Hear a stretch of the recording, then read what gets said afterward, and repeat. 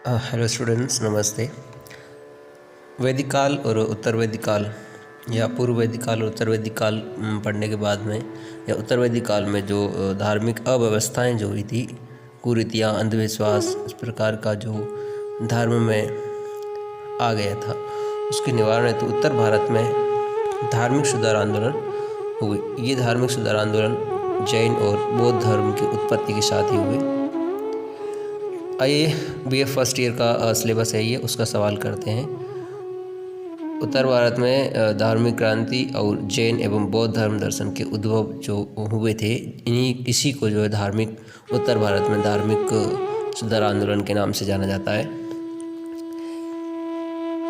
ईसा से 600 साल पहले भारत ही नहीं, सारे विश्व के इतिहास में बौद्धिक तथा धार्मिक क्रांति का युग था, जिसमें अंधविश्वासों को तोड़कर जो है वो वाकई लॉजिकली बात के साथ जो है वो धार्मिक सुधार आंदोलन शुरू हुए थे, जिसमें मानव की जिज्ञासा ने सत्य को जानने का प्रयास किया और इस रहस्य को जानने का प्रयास किया। बौद्धिक तथा धार्मिक चेतना की इस विश्वव्यापी लहर के फलस्वरूप संसार में अनेक देश युग प्रवर्तक पैदा हुए और नवीन धर्म और दर्शन की प्रतिष्ठा हुई। इन्हीं में से जो वो चीन में कन्फ्यूशियस, लाओ त्से, ईरान में जरथुस्ट्र, यूनान में पाइथागोरस पैदा हुए। ये बड़े बड़े महान लोगों के नाम हैं जिन्होंने धार्मिक और बौद्धिक सुधार किया। वही क्रांति भारत में महात्मा बुद्ध और महावीर जैन करते हैं या महावीर स्वामी करते हैं। इसके साथ ही बुद्ध ने बौद्धिक मत की स्थापना की और महावीर जैन ने जैन मत को व्यवस्थित रूप प्रदान किया और भारत में धार्मिक सुधार आंदोलन के रूप में जैन और बौद्ध धर्म स्थापित हुआ, जैन और बौद्ध मत स्थापित हुआ। तो भारत में धार्मिक सुधार हेतु जैन और बौद्ध धर्म के उत्पन्न के कारण या उद्भव के कारण क्या थे? सबसे पहला नवीन धार्मिक विचारधारा का उदय, यानी जो उत्तर वैदिक काल के बाद जो धार्मिक अंधविश्वास, रूढ़िवाद, ऊंच नीच, जात पात प्रथा, ऐसी बहुत सारी बुरी प्रथाओं के अगेंस्ट जो है ये नवीन धार्मिक विचारधारा का उदय हुआ। जनरली सामान्य भाषा में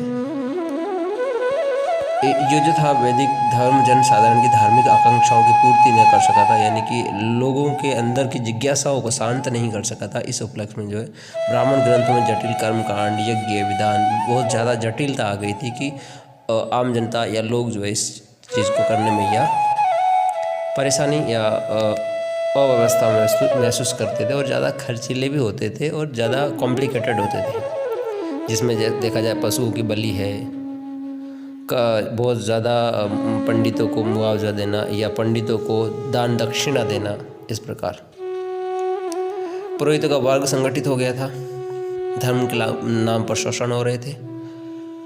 ठीक है। और उपनिषदों में दर्शन के रहस्यवाद की प्रधानता थी। रहस्य था कि मतलब सर्वोपरि भगवान है, वो ही सब कुछ करा रहा जो है। अज्ञानता और अनपढ़ में डूबी जनता को जो आध्यात्मिक रूप से घोर संकट में थी ही जनता। ऐसी स्थिति में बुद्ध और महावीर स्वामी ने जो वो नवीन विचारधारा का उदय किया। देखा जाए तो वर्ण व्यवस्था की जटिलता और तनावपूर्ण सामाजिक जीवन था। समाज में ऊंच नीच थी, जाति भेद था। तो इस प्रकार ऊंच नीच, तनावपूर्ण स्थिति, वर्ण व्यवस्था की जटिलता, शूद्र नीच जाति का होता था, उसको संपूर्ण मनुष्यता में नीच समझा जाता था। तो किसी भी तरह से उसको वेद पढ़ने, यज्ञ करने का कोई अधिकार नहीं था। तो वर्ण व्यवस्था की जटिलता को समाप्त करने हेतु इस व्यवस्था का उद्भव हुआ। दूसरा है नई अर्थव्यवस्था का प्रभाव। धार्मिक नवजागृति में तत्कालीन समाज की परिवर्तनशील अर्थव्यवस्था और उससे उत्पन्न विविध स्थितियों की भूमिका को भी उल्लेखनीय माना जा सकता है। 6वीं शताब्दी ईसा पूर्व में नगरों का विकास हो रहा था। व्यापारिक उन्नति इस युग की महत्वपूर्ण घटना है। इस प्रक्रिया में वैश्य वर्ग समृद्ध हुआ, अपने वैभव के बल पर ब्राह्मणों की भांति सामाजिक श्रेष्ठता का आकांक्षी हो गया, यानी उसे भी समान अधिकार चाहिए थे। वर्ण व्यवस्था जो थी वो ऊंच नीच का भाव पैदा करने वाली थी। तो नई अर्थव्यवस्था जैसी प्रभाव में आई तो लोगों ने उठने का प्रयास किया, समानता का भाव उनमें जागा। तो इस चीज़ को लेकर भी इन बौद्ध और जैन धर्म की उत्पत्ति हुई, उद्भव हुआ और मनुष्य की आकांक्षाओं का पूरा करने के लिए बौद्ध और जैन धर्म जो सही थे, इसलिए वैदिक परंपरा के विरुद्ध क्रांति अगला है। वैदिक परंपरा में देखा जाए तो अंधविश्वास, आडंबर, यज्ञ, ये जो व्यवस्थाएं थी कर्मकांड वाली, कर्मकांडी व्यवस्था जो थी, इन व्यवस्थाओं का खंडन किया इन्होंने अपने जैन और बौद्ध धर्म ने।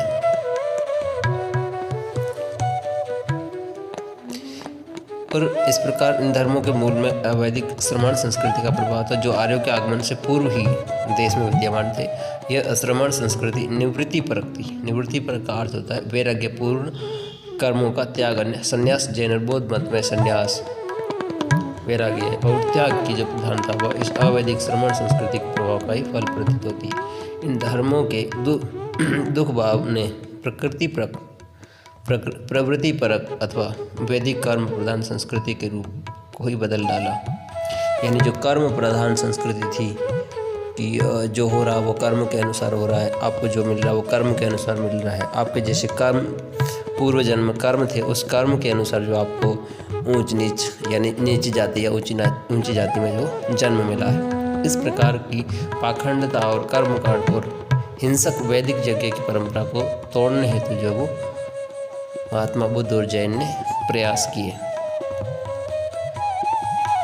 तो प्रवृत्तिवाद को जो है वो खत्म करने के लिए जो है वैदिक परंपरा को खत्म करने के लिए, यानी वैदिक परंपरा को ही नहीं, वैदिक परंपरा में ऐसी अंधविश्वास, रूढ़िवादिता को खत्म करने के लिए महावीर जैन और महात्मा बुद्ध उठ खड़े हुए। चलिए नेक्स्ट पढ़ेंगे अपन जैन धर्म दर्शन के बारे में और महावीर स्वामी के बारे में। Thank you. So students, be happy and stay blessed. Subscribe our channel to find out more updates. Thank you.